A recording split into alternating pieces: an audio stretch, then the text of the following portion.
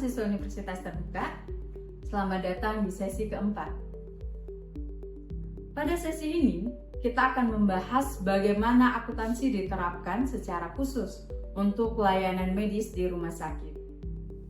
Mulai dari klasifikasi jenis layanan, pencatatan transaksi, pengakuan pendapatan dan beban, hingga praktek nyata dalam simulasi kasus. Yang pertama, kita akan bahas klasifikasi layanan medis dan pencatatan transaksi. Rumah sakit memiliki beragam jenis layanan medis, dan masing-masing layanan menghasilkan transaksi keuangan yang berbeda. Mari kita bahas satu persatu. Yang pertama, layanan rawat inap. Dari layanan rawat inap ini, ada beberapa klasifikasi biaya yang dikeluarkan. Yang pertama, biaya kamar, baik itu untuk kamar VVIP, kamar kelas 1-3, kemudian biaya tenaga medis, seperti biaya honor untuk dokter dan perawat. Kemudian yang ketiga, biaya peralatan medis, misalnya pembelian ventilator ataupun monitor jantung. Kemudian biaya obat-obatan pasien. Yang kedua, layanan rawat jalan. Klasifikasi biaya yang sering digunakan, yang pertama, biaya konsultasi dokter. Yang kedua, biaya pemeriksaan laboratorium, X-ray atau tes diagnostik. Kemudian yang ketiga, biaya obat yang diresepkan oleh dokter untuk pasien. Kemudian yang ketiga, layanan bedah. Pada layanan bedah ada beberapa klasifikasi biaya yang dikeluarkan, seperti yang pertama, biaya ruang operasi. Kemudian yang kedua, biaya tenaga medis bedah, seperti untuk dokter bedah, asisten maupun perawat. Kemudian yang ketiga, biaya obat dan bahan medis termasuk biaya anestesi. Kemudian yang keempat, layanan radiologi. Nah, ada dua biaya nih yang harus dikeluarkan. Yang pertama, biaya pemeriksaan X-ray atau CT scan. Kemudian yang kedua, biaya interpretasi hasil oleh ahli radiologi. Kemudian layanan yang kelima, layanan laboratorium. Ada dua biaya yang bisa diklasifikasikan. Yang pertama, biaya pemeriksaan tes darah, tes urin, dan tes lainnya. Kemudian biaya konsultasi kepada ahli patologi untuk analisis hasil lab. Nah, semua biaya ini harus dicatat dalam jurnal akuntansi sesuai transaksi yang terjadi. Misalnya, pembayaran tenaga medis dicatat sebagai beban gaji. Kemudian penggunaan obat dicatat sebagai beban obat-obatan. Baik Bapak Ibu mahasiswa, selanjutnya kita akan membahas pengakuan pendapatan layanan medis. Pendapatan di rumah sakit berasal dari berbagai layanan. Nah, sekarang kita lihat beberapa contoh jurnal pengakuan untuk setiap layanan tersebut. Yang pertama, layanan rawat inap. Nah, contohnya kita menerima piutang dari pasien sebesar 1 miliar, maka kita akan catat sebagai debit. Kemudian, kita catat pada bagian kredit pendapatan rawat inap sebesar 1 miliar. Kemudian yang kedua, layanan bedah.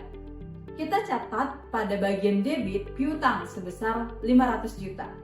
Kemudian kita juga mencatat bagian kreditnya pendapatan bedah sebesar 500 juta. Kemudian yang ketiga, layanan rawat jalan. Kita menerima kas sebesar 300 juta, kita catat di bagian debit. Kemudian kita juga mencatat pendapatan rawat jalan 300 juta pada bagian kredit. Kemudian yang keempat, layanan radiologi. Nah, kita mencatat piutang sebesar 150 juta bagian debit, kemudian pendapatan radiologi sebesar 150 juta pada bagian kredit. Perhatikan bahwa sebagian pendapatan dicatat sebagai kas jika dibayar langsung, dan sebagian sebagai piutang jika pasien atau asuransi belum melunasinya. Selanjutnya, kita akan membahas pengakuan beban layanan medis. Selain pendapatan, rumah sakit juga menanggung berbagai beban yang harus dicatat secara akurat. Yang pertama, beban obat-obatan. Nah, kita catat beban obat misalnya sebesar 500 juta pada bagian debit. Kemudian kita juga mencatat persediaan di bagian kredit sebesar 500 juta. Kemudian yang kedua, beban tenaga medis. Nah, untuk mencatat beban tenaga medis ini, misalnya kita mencatat beban gaji sebesar 200 juta pada bagian debit, kemudian kas sebesar 200 juta pada bagian kredit. Kemudian yang ketiga, beban administrasi. Misalnya ada beban administrasi, kita catat sebesar 100 juta pada bagian debit dan pada kreditnya kita catat kas 100 juta. Kemudian yang keempat, beban listrik.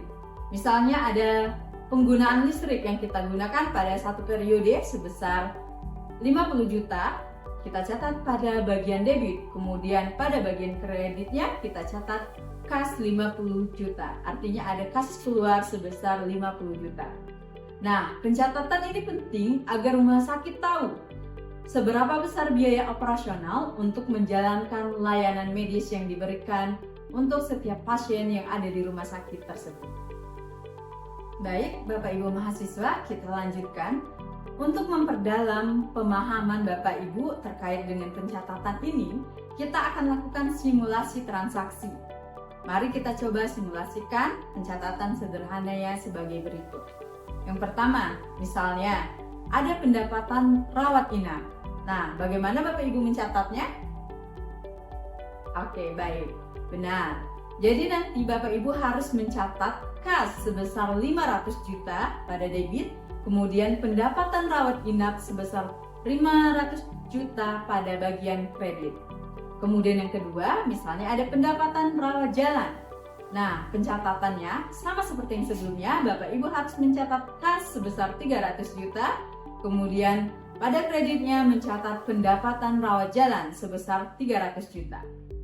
Kemudian yang ketiga, ada pendapatan untuk ruang bedah misalnya. Kemudian Bapak Ibu harus mencatat pada bagian debit sebesar 400 juta untuk piutang. Kemudian kreditnya pendapatan bedah sebesar 400 juta. Selanjutnya beban gaji tenaga medis. Nah, untuk beban gaji misalnya Bapak Ibu mencatat pada bagian debit sebesar 200 juta beban gaji, kemudian pada bagian kredit sebesar 200 juta juga pada kas. Selanjutnya, beban pembelian obat. Nah, Bapak Ibu silakan catat beban obat sebesar 150 juta pada bagian debit, persediaan obat 150 juta pada bagian kredit.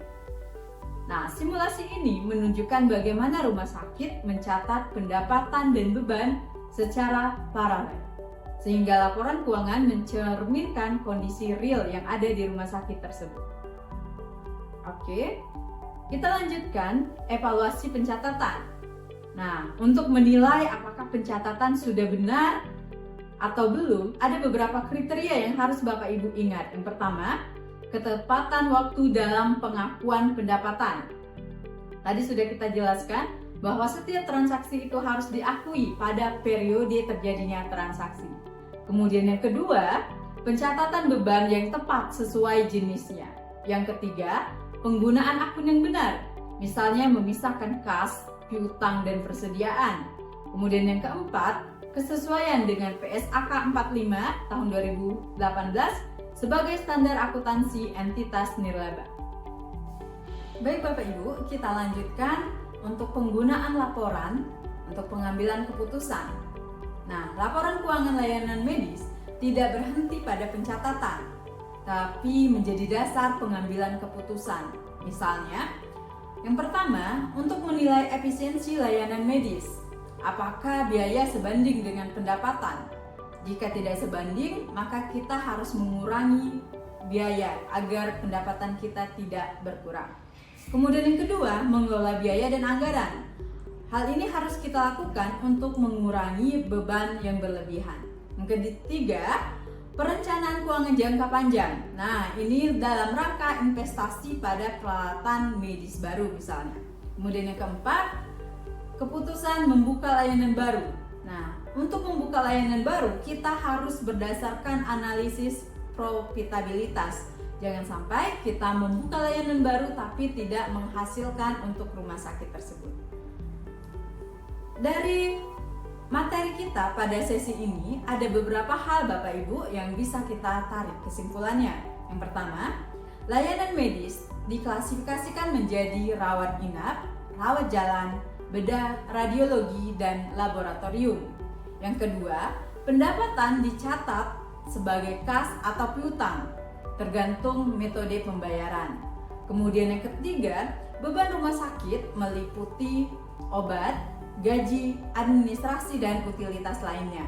Kemudian yang keempat, simulasi transaksi membantu Bapak Ibu mahasiswa memahami hubungan antara pendapatan dan beban. Yang kelima, evaluasi pencatatan harus sesuai standar akuntansi dan mendukung pengambilan keputusan strategis. Baik Bapak Ibu, demikian pembahasan kita pada sesi keempat. Yang perlu diingat adalah setiap transaksi medis, baik pendapatan maupun beban, harus dicatat dengan benar. Dari pencatatan inilah rumah sakit bisa menilai efisiensi, merencanakan anggaran, dan memastikan layanan yang berkelanjutan bagi masyarakat. Sampai jumpa di sesi berikutnya. Tetap semangat, semoga Bapak Ibu semua berhasil dalam kegiatan ujian untuk sesi ini. Terima kasih banyak.